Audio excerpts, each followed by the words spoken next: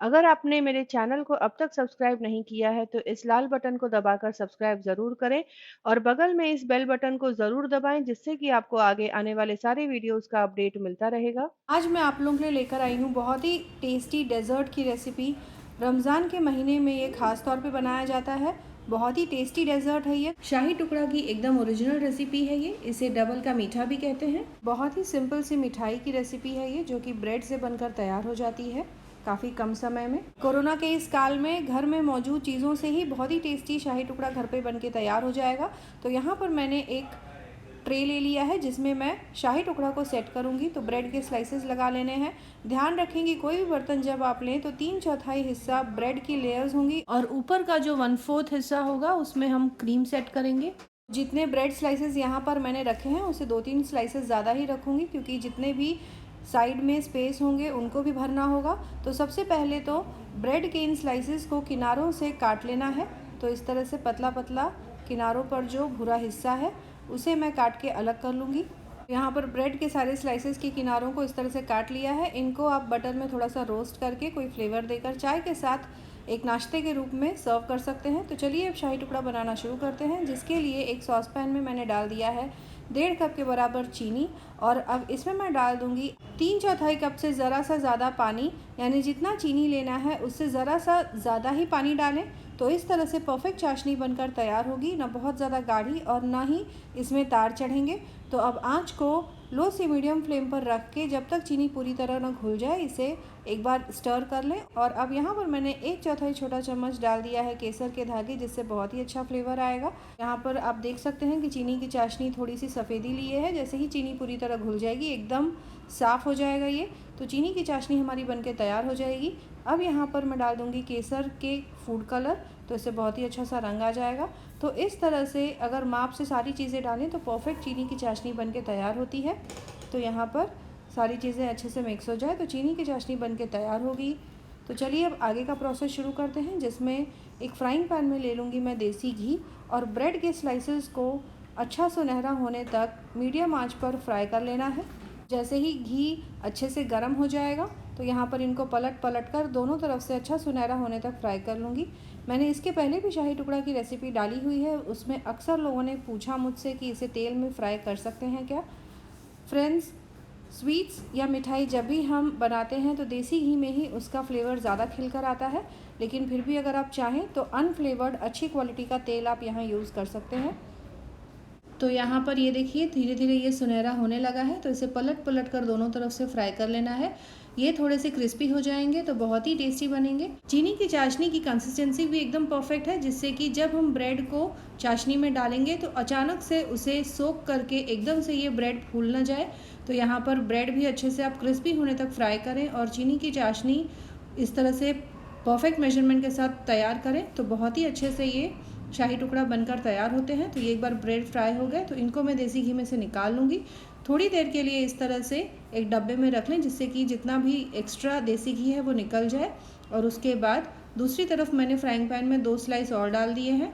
और अब यहाँ पर ब्रेड के स्लाइसेस को चीनी की चाशनी में डालकर करीब 2 से 3 मिनट के लिए छोड़ दूँगी। तो थोड़ा सा चीनी की चाशनी सोख कर इसमें चीनी की चाशनी की मिठास और केसर के फ्लेवर आ जाएंगे और बहुत ही टेस्टी बनेंगे ये।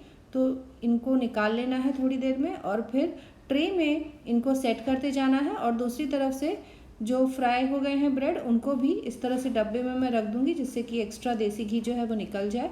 और इसी तरह से प्रोसेस को फॉलो करना है। ब्रेड के स्लाइसेस पर थोड़ी थोड़ी चीनी की चाशनी डालते जाऊंगी, जिससे कि इसमें मॉइस्चर बना रहे।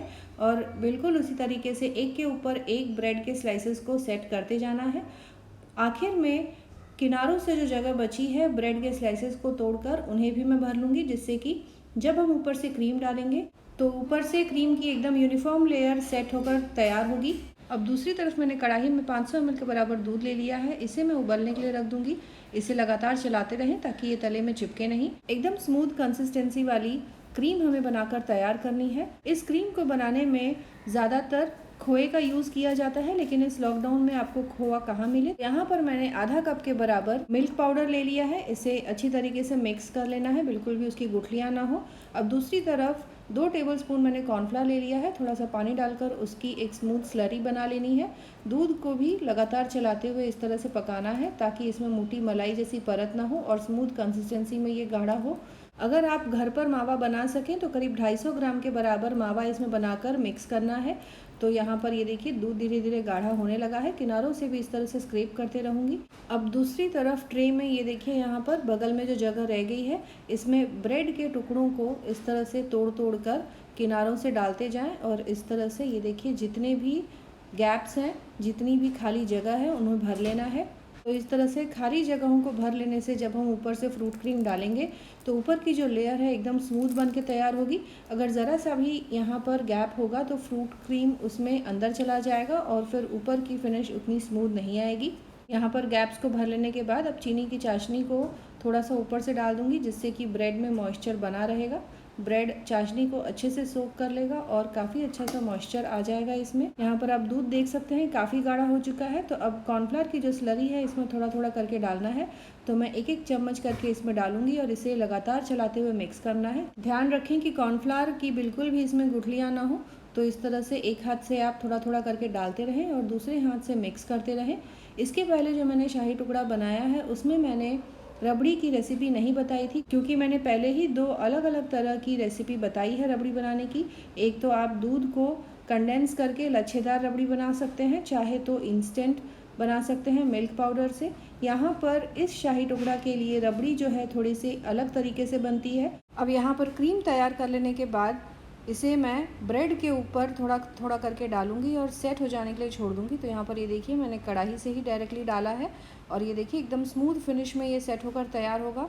तो जितना जल्दी आप ये काम करेंगे उसका टेक्सचर उतना ही स्मूथ आएगा। हल्का सा इसे मैं टैप कर लूँगी जिससे कि अगर कोई एयर बबल हो तो वो निकल जाए। तो यहाँ पर आप देख सकते हैं कि कुछ एयर बबल्स बाहर की तरफ आ रहे हैं। तो अब यहाँ पर मैंने थोड़े से टूटी फ्रूटी लिए हैं, इनको ऊपर से गार्निश कर लूँगी और फिर थोड़े से बारीक कटे हुए पिस्ता और बादाम लिए हैं उनको भी इस तरह से ऊपर थोड़ा सा गार्निश कर लूँगी तो दिखने में और भी ज़्यादा टेम्पटिंग दिखेगा। इसे ऊपर से चाहें तो चांदी के अर्क से भी सजा सकते हैं। अब इसे मैं ठंडा हो जाने के लिए छोड़ दूँगी। थोड़ी देर में ये पूरी तरह सेट हो जाएगा।